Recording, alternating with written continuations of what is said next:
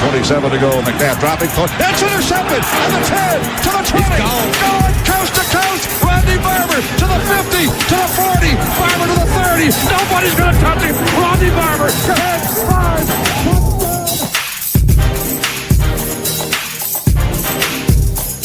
The Super Bowl, and they're trying to win it for us. Third down, 18. Dropping Gannon, looking Gannon. Throws up with a head to the side. And the 30. Derek Brooks 30. Brooks to the 29, 20. Derek Brooks all the way. There it is. The dagger's in. We're going to win the Super Bowl. Hand off all time over the top. Second effort. He's got it. We think. They think that there it is. A triple triumph.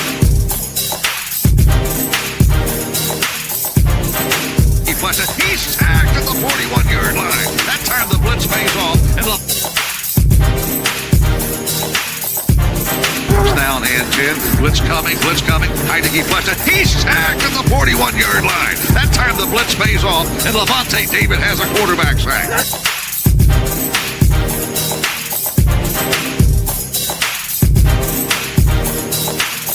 Here's the snap. Play action fake. Brady looking.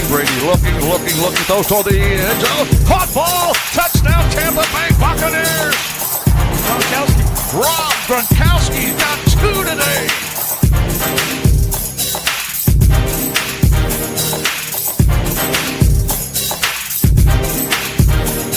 Chiefs dropping to throw Mahomes. We run a stunt, and we sack him at the 50-yard line. Wow, he's clobbered. Fumble the football, recovered by the line. There's the snap. Mahomes running to his right. Look out, he may run. Mahomes directly. Goes toward the end down. Battle intercepted. Picked off in the end zone. Bucs are going to beat the Chiefs. We're the champions of the world, and we still have 1:33 to go. Devin White, what a great second season. Here's the snap. Brady dropping, looking. Brady throws. Caught ball. It's caught. Touchdown Tampa Bay. Rachaad White. Touchdown Buccaneers. Fire the cannons. Bucs tie the game at 16. Down to the snap. Brady's going to throw. Looking. Throws a dart. It's caught. Touchdown Tampa Bay. Chris Godwin. He makes the catch right beneath the goalpost.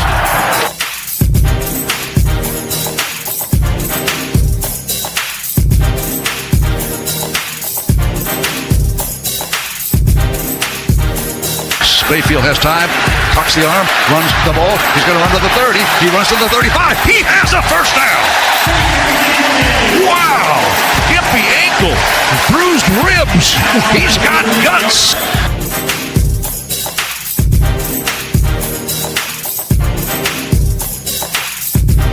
But 6 guys up front. Bucs dig in. 2-point try. The push. And I don't know if he got it. They have not indicated yet. He did not get it in.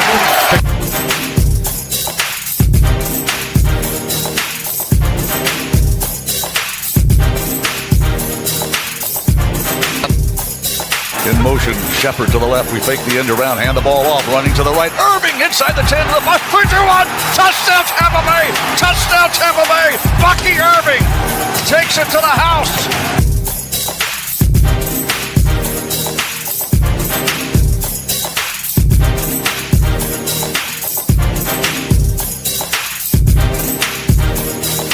Second down, 10.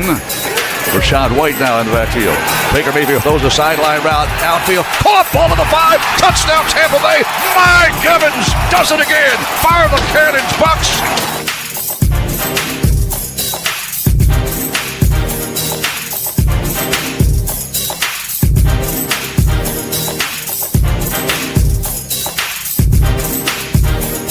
Here's the snap to Rattler. Here comes pressure. Gets the pass. Near sideline. Incomplete pass. Bucs take the ball away on downs. And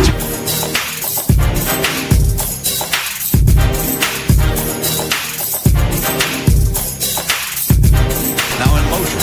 Mike Evans drifts over to the left slot. Baker Mayfield shotgun. They know what we're going to do. Baker Mayfield looks, throws the ball to caught ball. Evans, he's got it to the 40-yard line. 1,000 plus. Mike Evans, 11 seasons in a row. How about them Buccaneers in 2013?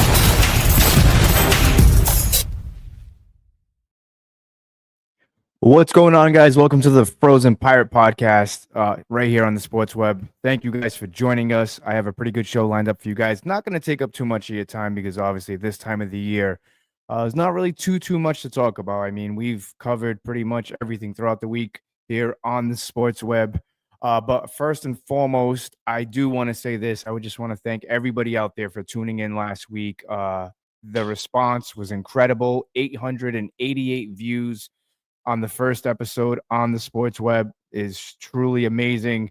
I can't thank you guys enough for that. Like, again, that was just awesome. I appreciate that. You guys really make a kid from Massachusetts his dream come true. Anyways, enough of the sentimental stuff. We have a good show lined up for you. As always, Mr. Leo Haggerty of Amped Up Sports is going to be joining us in just a moment. We have a good show. We're going to be talking about some of the greatest Buccaneer defenses of all time. He's going to rank where he thinks is the best defense of all time. I'm going to rank where I think what year I think the Buccaneers defense was. Also, a walk down memory lane with Leo. And you never know who's going to pop up on the show. So stay tuned, relax, kick back, grab a drink, whatever it is that you do. And also, we're going to talk about the state of the South. But without further ado, I want to bring in the one, the only Mr. Leo Haggerty. Leo, how's it going, buddy? It's going well, and I got two things real quick, and one is hysterical.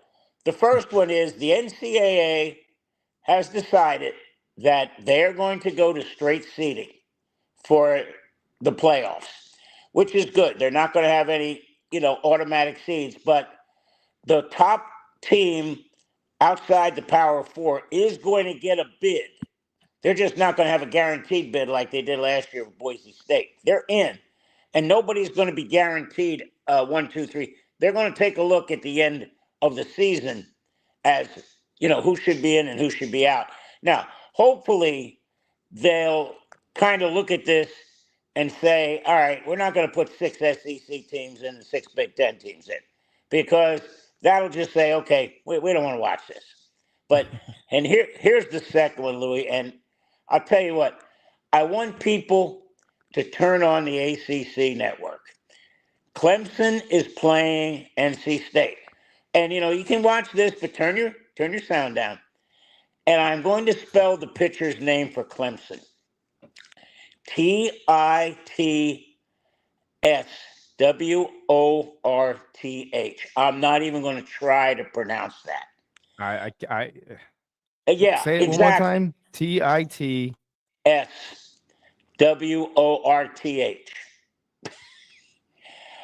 Yeah, no, I can't. Sorry. No, I can't either. But I mean, I'm looking at this going, why didn't he change his name to Smith?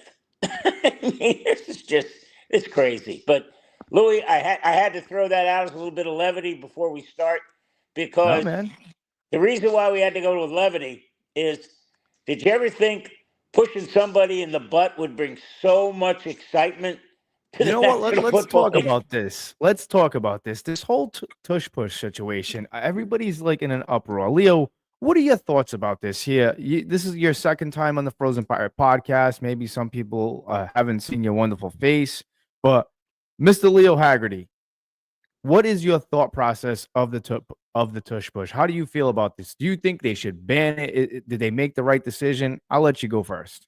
Well, here's my thoughts, okay?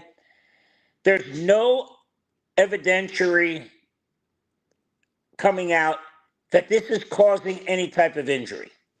So, okay, we can't ban it for a safety reason.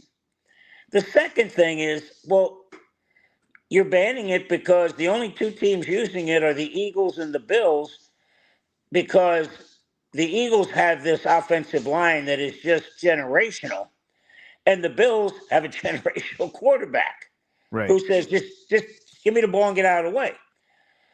Now, could you imagine if they told Patrick Mahomes he couldn't throw the ball sidearm because we can't stop it?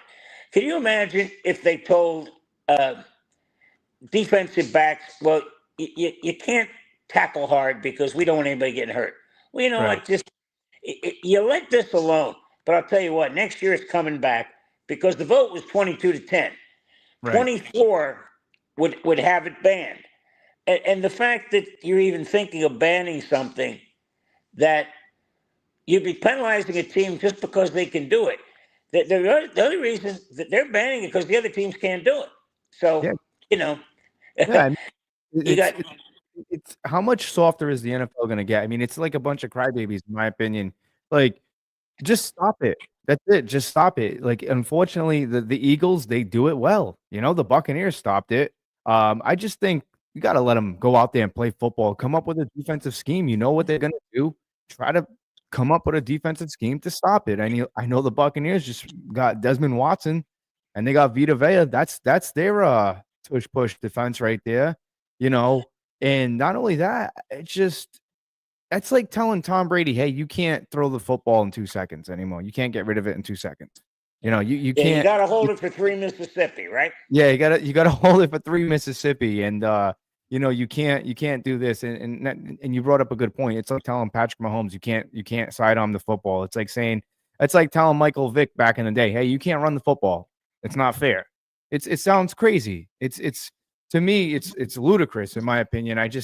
To sit there and say we need to sit down. People are getting hurt. I haven't seen anybody got hurt outside of who was it? Was it Chris Jones of the Chiefs in the Super Bowl? But then he came back in the game, I want to say.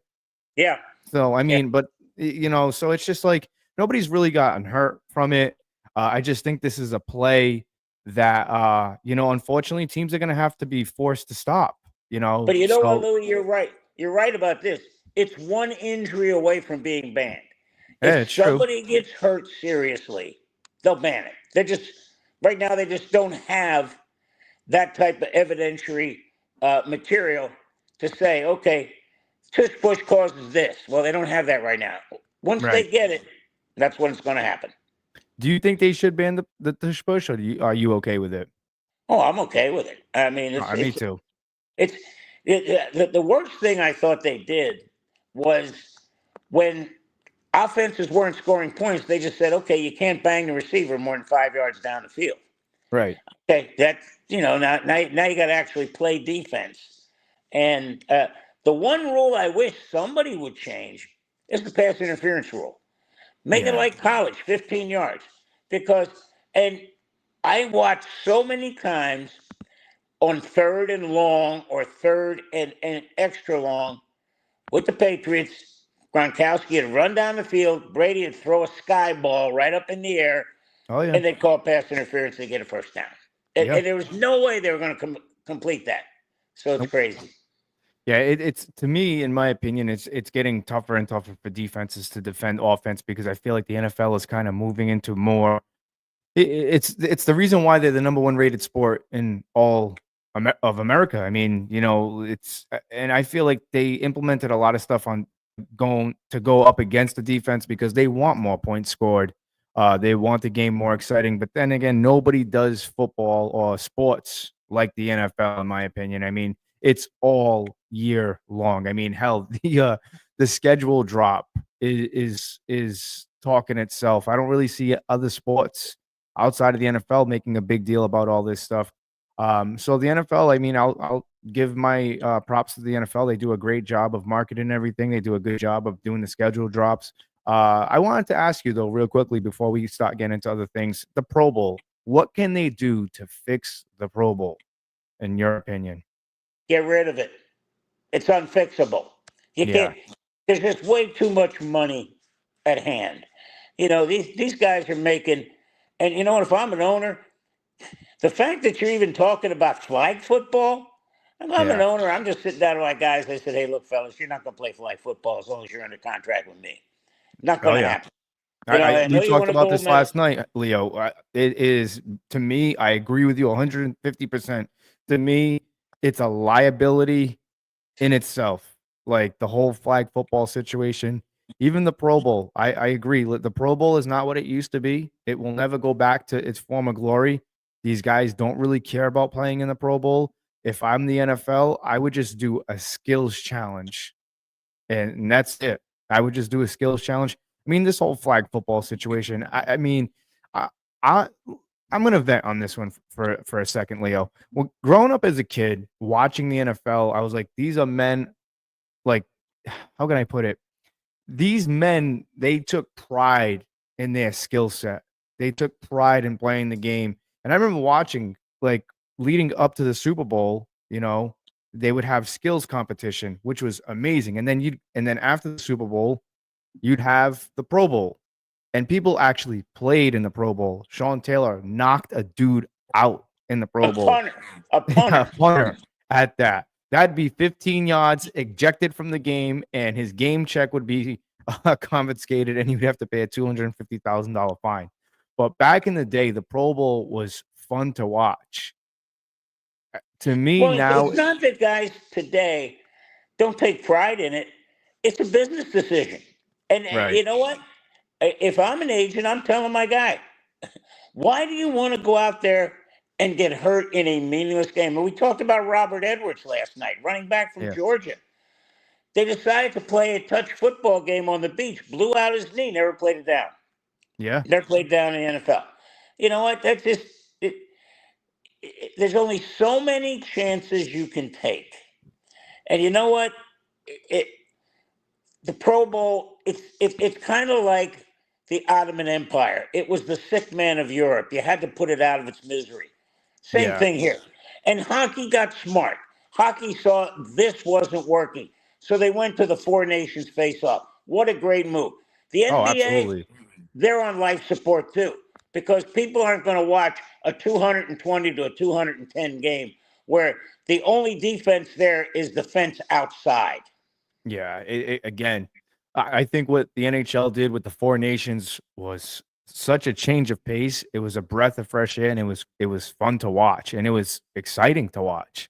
I actually, when Canada was playing the United States, I wanted to, because it was at the TD Garden, I wanted to go. You know how much a ticket was, Leo? 500. 500. If it was 500, I probably would have went. It was like $1,000 a ticket. Oh my! And that was up top. Like I looked at the wife. I was like, yeah, I'm not doing that. Can't do that. Not swinging that one. Yeah, you could do that. And you'd end up on the couch for a month, right? Yeah. Exactly. All right. Let's get into some Buccaneer talk. There's some rumors, Leo, swirling around. And you, myself, Peter, everybody on the sports web, we've discussed this Buccaneer defense, this Buccaneer offense from top to bottom. There's some rumblings. There's some people at ESPN and the NFL Network stating that Justin Simmons is a good landing spot for the Tampa Bay Buccaneers because he was just recently cut by the Atlanta Falcons. Do you agree with that idea of bringing in Justin Simmons? If so, let us know. If you think not, either way, what do you think about this move? Because I'm not really on board with it unless it's a 1 year, $2 to $5 million deal. And I'll tell you why, but I'll let you go first. Well, I'm wondering why. First of all, you got to do your due diligence and find out why did you release him. Mm-hmm. Is he a cap casualty or is there an injury issue? That's something you just got to decide on. And again, is this a long-term fix or is this, the Dutch boy putting his finger into the dike to get by for a year? And if it's that, then you don't go in heavy. But again, what position does he play? Safety. So I mean, and what happened last year with the Bucs? Both safeties got dinged. Yeah. So again, that the one thing about the NFL is you never stay the same. You either get better or you get worse. Right. And Father Time is undefeated. Absolutely. So that's the biggest thing. You got to look at, okay, what are we looking at age-wise? What are we looking at our safeties? What are we looking at? Can this guy play a nickel? Can he do this, do that? And you know what? The Bucs do a very good job at looking at a player and seeing, okay, is this a puzzle piece that fits? That's the biggest thing. Yeah. Yeah, I mean, for me, Leo, I think with Justin Simmons, I think he could bring something to the Tampa Bay Buccaneers defense. But we're already pretty much loaded. Well, I wouldn't say loaded. We've filled all the needs and all the voids through the draft and free agency. I mean, it wouldn't hurt bringing him in, but I say this. If you're going to bring him in, you got to make sure he can pass a physical, make sure there's nothing wrong with him. And I would get into why the Atlanta Falcons cut him. Like you said, maybe he was a cap casualty. or whatever the case may be. But if I'm the Tampa Bay Buccaneers and I have some decent amount of some decent coin left over, I'm going to offer this guy $2 to $5 million for the year, just because of the simple fact we have to play. Well, let me say this: what's the first thing you do to build a team? You build the team to beat your division, to win your division, right? This is a guy who played for the Atlanta Falcons for a full season. They basically have the same offense, same coach. I'd bring him in. I feel like it could give the Buccaneers a little bit of an advantage because he's a guy that went up against that offense in practice throughout the season. He can help out with tendencies, what are the do's and don'ts of the Atlanta Falcons, and I feel like it could give us an edge a little bit, in my opinion. But I would, like I said, I would only bring him in for like a 1 year, $2 or $5 million deal with incentives, in my opinion, because it wouldn't hurt to bring a veteran guy in like that because he is a proven guy. I don't think you're going to need him on every down because you have, a good infusion of youth on that defense at that position. You have Tyke Smith as well. But then again, injuries really cost this defense last year. So I wouldn't really be opposed to it. So that's just kind of my take on that. What do you think? Again, the price has to be right. Yep. Because right now there's only so much money there's there. And I know Peter always says, well, the cap is a mystery. It changes. Well, it changes because people renegotiate contracts and they front load or back load it. So it works. But when you look at what's going on with the Buccaneers and 31 other teams, if the guy in the back end can play, they're going to want him because you just don't find. You go through a season. If you look at a roster, you have 10 defensive backs on there for a reason because they go down quickly. Oh, yeah. Because, they just get hurt because of what's happening in the NFL. There's so many passing downs. I mean, it's like 60-40 now. Nobody runs the ball. And when they do run the ball and they get back there, now the defensive back has to make a tackle. And I can remember Steve Varcardapone, who covered the Tennessee Titans for us. He said, when that big number 22 came through, I said, are you making a business decision? He said, no, you're making a retirement decision if you're going to try to tackle him. Right. And again, I'm going to put it out right now. I think the AFC Championship game is going to be Baltimore and Buffalo, and the winner is going to win it. Yeah, I mean, I agree. Both teams are right there on the edge, right there on the cusp. My pick was, Leo, for the AFC side was the Baltimore Ravens. Through the draft, they got scary through the draft with picking up the kid out of Marshall Green, and also they got Malachi Starks. They got good, very good through the draft, and that's a team, again, they remind me a lot of that 2002 Buccaneers squad, where previous years they just couldn't get over the hump. They added one or two more key pieces and a little bit of offense, and boom, Super Bowl. The Ravens are my favorite for the AFC. They're a tough team. I think Lamar Jackson, this could be his year, and they just re-signed Derrick Henry. They have that's a scary running team. They're very good at what they do.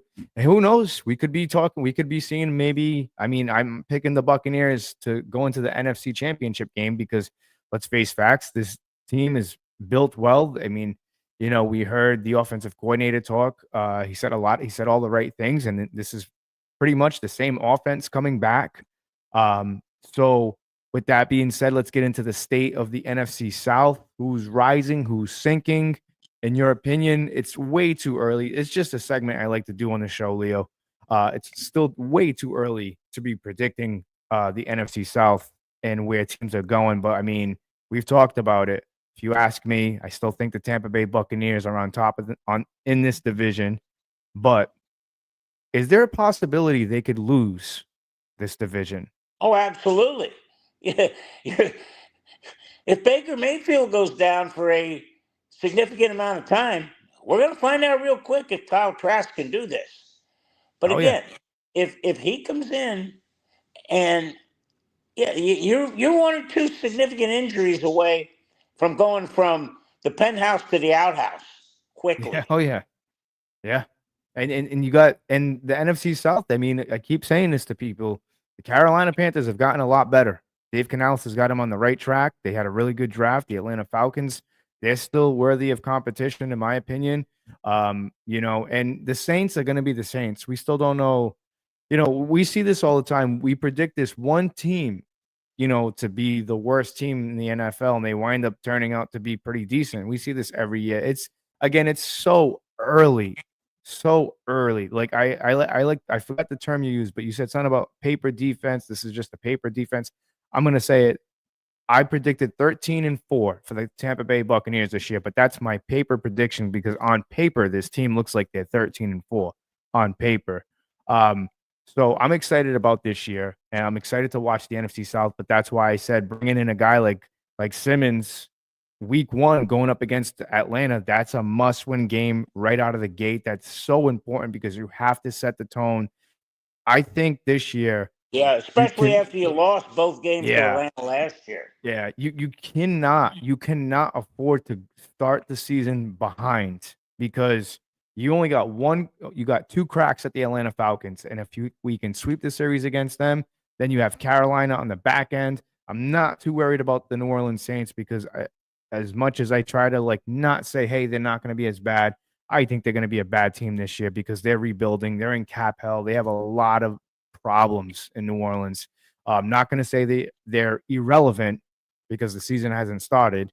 For all we know, that quarterback that they drafted could light the world on fire. Highly doubt it, but you just never know with the South. It's anybody's division. And like you said, we have to keep Baker upright. We have to keep Baker healthy. I don't know if I can rely on Kyle Trask. That's yet to be determined. I've only seen him take a couple of kneel downs and throw a couple of passes here and there. Nothing too crazy. So yeah, I mean, it's going to be an interesting season. It's going to be a fun season to watch for the Tampa Bay Buccaneers, but I'm going to go ahead and say it. They need to win that week one matchup against the Atlanta Falcons. They have to set the tone early. If they're going to be 1-1, that one has to be Atlanta. I agree. Oh yeah. Because what people need to realize that division games are doubled. Oh yeah. Because one of the first tiebreakers is head-to-head. Then after that, it's division record. Yep. So, it's, what are you in your division? So, there are 6 games that are uber important. The Falcons twice. Yep. Panthers. Carolina twice. The Saints twice. And again, do not fall asleep on any of them because that's just the way of the beast. And the beast will devour you if you don't respect it. Exactly. And you take a look at a team like the New Orleans Saints who really, Leo, they have nothing to lose. If they see the Tampa Bay Buccaneers or the Atlanta Falcons going in there in New Orleans, looking their chops, the Saints are we have nothing to lose. Let's throw the kitchen sink at them. And those are usually trap games. And those are the games that the Tampa Bay Buccaneers, we fell victim to that a few games last year, to a couple of trap games last year, once in Denver and a few others. That's why I said they have to set the tone early. Speaking of setting the tone early, I got to ask you, Leo, because you've been around for a while with the Tampa Bay Buccaneers, greatest Buccaneer defenses of all time. That's a tough one. I mean, no, really. No? You don't think so? No, 1999. Really? 1999? Oh my God. That defense. Think about this now. They hold the Rams to 11 points. 11. And I'll take it to my grave. Bert Emanuel caught the ball in the NFL. Oh, I agree. They called down to Jerry Markwright, who was the referee, and said, Jerry, find a way to say he didn't catch that ball. Because we do not want a 6-3 Super Bowl, which is what you would have had. Yeah, and they had the brand new Tennessee Titans, and they wanted the greatest show on turf on the Super Bowl. Yep. And you know what? They had a great Super Bowl. I mean, this ends up with Tennessee less than a yard away from scoring that tying touchdown. Yep. But just that defense was scary. It was scary. The one in 2002 wasn't scary, but God, they were good. Oh They were my Lord, fast. they were good. Yeah, they again, I tell people that when you got 11 guys on defense, and all of a sudden it gets to third and long, and the Bucs substitute one guy. Al Singleton comes out, Brian Kelly comes in. You've got 10 every down players on defense. That's unheard of. Yeah, That's yeah, that was impressive. yeah. For It me, was Leo, it's definitely the 2002 Tampa Bay Buccaneer defense, just because they were, like you said, they weren't scary. It's just that they had speed. They oh were God. fast. They flew to the ball. You had Derek Brooks. What did he have? 5 touchdowns, Yeah, but including the playoffs. I'm going to go back to the press conference with Coach Callahan, and I got the first question. I said, Coach, how are you going to replicate the Bucs speed at practice? He said, oh, we'll have no trouble doing that. I turned to Tony Cornish and I said, oh, they're going to get their doors blown off. Because now, Tim Brown and Jerry Rice, they're going to catch the ball, run 5 yards, and then they're going to find a defender. You're going to catch the ball, and there are going to be guys in your lap right now. Yeah. And that's what it was. They were just like beating people up. Now, with that being said, you cannot discount that year 3 Buccaneer defense that got to the NFC title game. I mean, Richard Wood and they just a lot of really good football players. I had people tell me that when the big guy was at Oklahoma, we had Galen Hall, who was the offensive line coach at Oklahoma. We ran a wishbone camp out of Wisconsin. Yep. He came up and he's showing film. He said, you know what? Leroy Selman, he has never been off his feet at practice. We can't block him. And you know what? He came in here and just amazing the things he did here. And that defense was just lights out. Now, it didn't win a championship. It didn't win a Super Bowl. But you know what? You got to put them. I'm looking at 99, 2002, and then I'm looking at them, and you could put a blanket over the 3 of them. They were that good. Yeah, I'm looking at the coaching staff: Rod Marinelli, Lovie Smith, Herm Edwards. That's Mike Shula, Monty Kiffin, Mike Tomlin. That's a pretty impressive coaching staff for 1999. That's again, for me, like I said, I think it's that 2002 Buccaneer defense. It's just I remember week 1 Super Bowl. Yeah, it won the Super Bowl. Yeah, for me, and like that I said, gives you a leg up. Yeah, like they were fast, and even the guys that nobody really knew about, like Dwight Smith, he was just kind of like on the back end there, but they all made splash plays when they needed to. Shelton Quarles, to me, he's still a very underrated inside linebacker. What he brought, he was a big dude. He brought some physicality to that defense, but it was just that. And they can't run the Tampa 2 without him, Louie. No, because he was Mike down the middle. Yeah, and it was just so fast. Like those were prime years for Derek Brooks. You seen Derek Brooks flying sideline to sideline, just making plays. And not only that, Leo. Well, and we all had this discussion last week about greatest defenses of all time. I'm starting to revisit that because you said something. You said in a span of years, consistency. You had the '85 Bears, but that was it. Then you had the Steel Curtain, and that was kind of it. For the Tampa Bay Buccaneers, it was a stretch from 97 all the way to 2003, 2004, even a little fall off, and then back in 2008. So in all reality, they named a defensive scheme after us, number one. But number two, the amount of that front four for the Tampa Bay Buccaneers was just so fast. It was so nasty. I remember seeing Warren Sapp pick up, what's his face? Was it J.R. Redmond? Not J.R. Redmond. It was against Baltimore. It was week 2. We lost to the Saints week 1. They broke our hearts on opening day with Tom Tupa. I think he messed up the punt or something like that. No, he got it blocked. And I'll tell you blocked. That's what it was. And Louie, I was right behind it. And Tupa went to my church. And Tupa is he's less than 5 yards away from me. He's in the back line. And I'm yelling, Tom, they're coming. They're coming. And he got it blocked. But Yeah. that year, they couldn't beat the Saints.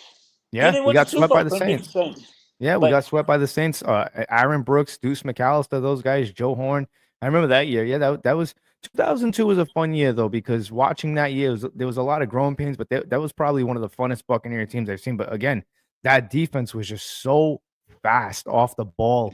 Like I said, Derek Brooks side to side, and again bringing this up, I think why that defense was one of the best premier defenses of all time was because there was a guy by the name of Michael Vick who set the world on fire with his running skills, unheard of. Like, we've seen running quarterbacks, but I mean, Leo, this guy was special. Outside of the dogfight and all that, this guy was special. You've seen him seal the deal against the Minnesota Vikings where those two defenders collided. It was like he hit another gear and they just collided.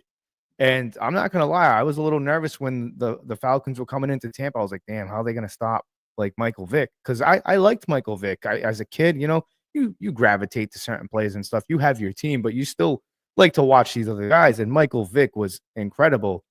And then I'll never forget that speech that Gruden made after they beat the Falcons. Derek Brooks and Monty Kiffin showed the league how you shut down Michael Vick. And we were one of the only teams to do it. They flustered Vick. Anytime Vick tried to run out of the pocket, Derek Brooks was the spy right there. He would hit him every single time. They'd make him. You heard Michael Vick when he was mic'd up. He's like, I can't even set up the throw. They're too fast. I can't even set up the throw. And they just demolished the Falcons that year in the Atlanta Falcons. And we were one of the only teams to really shut down Michael Vick and that Atlanta Falcons offense. And that was something. I mean, if there was a player like Vick now, I can't really compare anybody to him with his speed. But you've seen the Buccaneers do that now, it'd be talked about. But I don't think, Leo, people really understand like what that was like back in 2002. How are you going to stop that? And you hear John Gruden. Everybody talked about the great Michael Vick. Everybody talked about how great he was, how fast he was, but nobody talked about how anybody's going to stop this defense. And that was true. That was true. And you true. know what I asked? I asked Rondé Barber. I said, when is Vick at full speed? He said on his second step. That's what was phenomenal. Yeah. Is Vick could go from 0 to 60 quick. Oh, yeah. Real quick. Yeah. Yeah. And again, the 99 defense was good, but I mean, I think it's just mostly because, Leo, the 2000. Oh, it had to be good because the offense was terrible. Oh, yeah. Those they went 11-5. The defense went 11-5. They carried that team. They carry. I'm looking at some of these scores: 19-5, 13-10, 6-3. Beat the Bears 6-3. Yeah, against the Bears 6-3. They weren't pretty at all. They were not pretty. But Louie, I'm gonna have to jump off. I'm sorry. But no, you're fine. You're fine. I love talking. I love going down memory lane with you, Leo. Let everybody know where they can find you. Yeah, go to Amped Up Sports. I'm getting ready to put up my Tampa Bay sports scene column today, which a lot going on in Tampa Bay. The Rays are starting to play well. You know, they had a 4-2 segment. So, yeah, they're getting better. The Bucs are with OTAs now, and the Lightning's on hiatus until September when they go to training camp. So, and USF, the golf team, is playing in the national tournament out in California. So, a lot happening. Go to Amped Up Sports on YouTube, and you'll see my ugly mug. As always, Mr. Leo Haggerty, thank you for joining us here on the Frozen Pirate Podcast. Looking forward to joining you next week. Take care, Louie. Have a great hey, remember, Memorial Day is a holiday, but it's remembering those that didn't come home. Absolutely. Keep that in mind. All right. Absolutely. Take care, Louie. Thank you, Leo. Leo Haggerty, everybody. Leo Haggerty is make sure you guys go look him up, Amp Sports, YouTube, Instagram, Facebook. Leo Haggerty is the man. like I said, a lot of knowledge of the game. But I'm looking at the comments here. Guys, feel free to join the show. Feel free to comment. What was your favorite Buccaneers defense of all time? Who was your favorite Buccaneers player of that time? For me, like I said, growing up, there was a lot of bad, ugly Buccaneer teams, but 95 was the turnaround. 96, you started to see it grow a little bit. Also, here's the boss, Mr. Peter Blake, Leo Haggerty, Louie Lateo. Great stuff as always. Actually, speaking of that, we need to get you on here because you need to promote that. If you guys didn't watch the Sports Web yesterday, some great news for Peter Blake and the Sports Web. I can't say enough how happy I am to be a part of the Sports Web. Peter giving me an opportunity, but there's some huge news. Tristan Wirfs, Levante David going to be on the Sports Web. That in itself is huge. Peter will be interviewing these guys. If you're out there and you get a chance, hop aboard. I sent you the link, but it's really cool. It's really cool. It's the Tampa Sports Collectors Expo from Friday, June 6th from 2 p.m. to 8 p.m. Saturday, June 7th from 9 a.m. to 4 p.m. Peter's definitely going to be interviewing some people, including Levante David and Tristan Wirfs. So make sure you guys look out for that episode. John Gruden's going to be there. Don't know if he's going to be able to get to John Gruden. I actually have a question for Gruden. Actually, let me talk about John Gruden for a little bit. So I was a fan of Gruden for a long time. I really was. And then after, Warren Sapp and John Lynch left the team, I was very upset. And I was hearing things from John Lynch. I think it was, Gruden was saying, hey, we spend too much money on defense. We need more offense. I have one question for him. How dare you get rid of John Lynch and Warren Sapp in the same year? But who knows? Who knows what happened? Those are some ugly, ugly years for the Tampa Bay Buccaneers, especially the year after they won the Super Bowl. It would be win, loss, win, loss, win, loss, win, loss. They wound up going 8-8. I remember they opened up the season. It was against the Philadelphia Eagles. How iconic that was, that we shut down Veterans Stadium. And then the year that we won the Super Bowl, we winded up opening in Philadelphia against the Philadelphia Eagles and beat them and gave them their first loss in Philadelphia. All right. I'm going to bring somebody on, the boss, the man himself, Mr. Peter Blake. Peter. What's going on, man? How you doing? What's going on? Finally, welcome to the Frozen Pirate Podcast. Welcome aboard. Yeah, I'm going to come on for a little bit. As you can hear, my voice is a little bit scratchy because we were on 3 hours last night, and then I did about 500 calls, so it's getting a little scratchy at this point. But, man, I appreciate everything you're doing here for the Sports Web. Once again, welcome. It's a great show. I watched you and Leo. It's all natural. Shared it out there. In case you webheads and followers that follow the Sports Web, just know that basically this is the new show that's on the Sports Web Network on Thursday nights at 7:30. So, very fun. And like I said, guys, you never know who's gonna pop up. And I got some guests coming up. We're just waiting for their schedule to lighten up a little bit. And we got some pretty cool guests that are gonna be coming on. But Peter, this whole notion with Levante David, Tristan Wirfs, let everybody know about this. This is huge, man. This is huge for the Sports Web. It is huge. It is an card expo. I'm trying to find the information at this point and where it is at. So let me go ahead and do that because I'm kind of oh, there it is right there. Boom. Right there. So we're not unprepared. I don't know what you can do with the but you could see there Friday. And again, this Tampa Sports Collectors Expo. We've been invited by Jamie and Josh. We had them on the Evolution of Sports Talk Television, June 6th from 2 to 8. As you can hear, my throat is, my voice is about to go out here. So Don't feel bad. I'm the same way. I don't know what's going on. I woke up this morning, my throat was a little scratchy. It's the weather out here, I guess. I don't know. Well, we've been grinding, man. That's the problem. We've been grinding. So as you can see right there, and let's go full screen if we can. Right there, you have Friday's guest, Tristan Wirfs and Levante David. That's what we're planning to interview there. Even took off for. And then Saturday, it's a bonanza. You got Jose Canseco, Jalen McMillan, Brad Johnson, Antoine Winfield Jr., Kalijah Cansey, Christian Itzian, Orlando Hernandez, Phil Esposito, Ruben Sierra, John Gruden, Ian Book, Bucky Irving, Desmond Watson, Elijah Roberts. And then Sunday, DJ Langway, Tank Hawkins, DeBron Hampton, Nick Anderson, Sam Perkins, Cedric Maxwell, and Aaron Childs right there.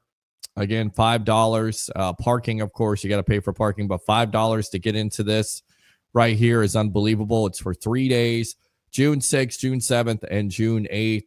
And the Sports Web will be live. I know Louie will be on with us. Harry hopefully will be there. Ray, Leo, anybody else will be there. So we'll be doing our thing at this point. So there you go. Yeah, I mean, it's gonna be a crazy, hectic day. But well worth it. It's awesome, dude. Like Tristan Wirfs, Levante David, that's that in itself. You nervous or? No, not really. I'm not nervous. I mean, I'm more excited than anything else because I've interviewed people before. I mean, from Jake Paul to, it's all kinds of people. Football players. I've had football players on my show before, so I've had baseball players. So I'm not really lie.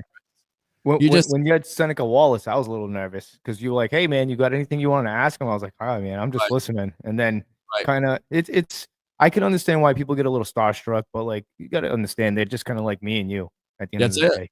It's just and it's just your job. You just do what you do and just have fun with it. And because I remember being on radio and then I'll let you go on this. I remember being on 10:10 a.m. and having a Bucs offensive lineman on there and asking a dumb question and getting blown up right on air, which was embarrassing. So from that moment on, I was practicing on how to ask questions, what questions to ask, how to ask them, because you can't go about it as aggressive sometimes as you want to do it. You gotta make it happen. It's gotta be the right questions and stuff like that, which we'll do. We get these guests on and we'll definitely try to read comments and definitely ask some questions and see how long we can get them on the evolution of sports talk television, man. But appreciate you, man. You're doing a great job. I'm going to let you go. I got to get some tea with some honey at this point. I hear you. I'm in the same boat as you. Brother, great stuff. What do you hear? What do you say? I am going to get out of here, my friend. And I don't know if we're going to go Monday. We'll see how my throat is because maybe we'll just do a holiday, let everybody kind of relax a little bit and be back on Wednesday. We'll see. We'll keep you abreast of the situation. Was there some Bucs news today? Do they have a renovation of Raymond James Stadium? So supposedly they want to start doing some stuff to the Ray J. I don't believe anything until it's like ink to paper. Right. I definitely do believe, in my opinion, that they have to do something about shade for the Ray J because it's a wide open layout for the stadium, in my opinion. I think they have to maybe do like some type of awning, kind of like you've seen what the Miami Dolphins did to their stadium. I feel like the Tampa Bay Buccaneers should do something similar to that. Right. That could solve a lot of issues because a main issue here, Peter, is what we're seeing a lot of the opposing teams' fans at the Ray J. Maybe the fans don't really want to bake out in the sun. We already live in Florida. You know what I'm saying? You already have to deal with the sunshine all day, which is not a bad thing. But maybe sometimes a lot of people maybe just don't want to sit out there in the sun. That's why I say I would take an approach. If I'm the Tampa Bay Buccaneers, I would definitely create some type of awning over the stadium. Do what the Miami Dolphins did. Leave the visiting bench. Leave the sun hitting the visiting bench. There's no rules against it. That's what I would do. I would build some type of awning over it and get some shade in there. And then maybe we'll have a better turnout at the games. Because early on in the season, man, it's a lot of opposing fans And I've been very critical about Buccaneer fans about that crap. I don't like that. I don't like to see that. You can't. I made a comment last year, early on in the year, because some people were complaining, oh, Todd Bowles this, Todd Bowles that, the team this, the team that. Those are the same people that are selling their tickets to the opposing teams. Yep. So that's all I got to say about it. But I mean, the news, I'm not going to buy into anything until there's ink on paper that they're doing it, which I think they should. Well, yeah, absolutely. I think they definitely should. I think it's been talked about. And then on top of it, you have a lot of 1 o'clock games. And I think the Bucs are making it a lot more difficult for the season ticket holders out there to sell their tickets to visiting fans. And I get it. Everybody wants to, do this and do that to make as much money because the economy isn't good, but it's about home field advantage. And the Bucs are making it more difficult, which they should. And that needs to be it needs to happen because it is a state of transients up north and all over the place. And you need to have that as a home field advantage and make that place rocking. And we've seen when that place is rocking that it is definitely a home field advantage. And it's a lot place to play. Yes, it's a lot more difficult for that opposing teams. I remember a couple of years ago during the wild card playoff where the Bucs absolutely blew the doors off the Philadelphia Eagles. Oh, yeah. So, and that place was just unbelievable. So, got to get back to that. We're only a couple months. Yeah. And I tell you what, I'm going to let you go, my friend. Get me out of here. Close up the show. If we want to take some phone calls, let me know. We will take some phone calls, in the later broadcast because I could definitely do that on this show. But we'll figure it out, man. But great job, and once again, welcome to the evolution of Sports Talk Television. All right. Hey, man, I'm very proud to be a part of it. And like I said, thank you for the opportunity. And I opened up the show. I said 888 views last week. Yes. That's unheard of. And I said, hey, just making a kid from Massachusetts, his dream come true, man. Like I said, I appreciate everybody. I appreciate you. I'm not going to go too much longer on the sports web because I know everybody's time's valuable. But eventually, I got some stuff in mind for the sports web, but not only just for the sports web, for the Frozen Pirate podcast. Like I said, just waiting for a few people to open up their schedule a little bit. And we're going to be doing some things. The sports web is going to be taking over all Buccaneer stuff. Can almost guarantee it. And we are the evolution of sports talk. I promise you guys. Yes. You know what? I'm going to sign off as well, Peter, because that tea and that honey sounds like a damn good idea. Yes. It's miserable outside here in Massachusetts. We're actually, you want to hear something crazy? Yes. It's a fucking northeaster right now. Yeah. In May. A nor'easter right now in May. It's been raining all day nonstop. It's freezing out. Some parts were snowing. But yeah. You know what? I'm signing off. He's Peter Blake. I'm Louie Latello. You can find him on the sports web. Look him up on Facebook, Peter Blake. Also, you can look me up on Facebook, Louis Latello Jr. And always Mondays, Wednesdays, 8 p.m. Sports Web. Tune in. You never know who's going to show up. You'll never know who's going to show up. That's why you guys got to tune in, like, and subscribe to the Sports Web. Also to the Frozen Pirate podcast. With all that being said, be safe, love one another. Happy Memorial Day weekend. All that. Peace. Fire the cannons. Go Bucs. Go Bucs.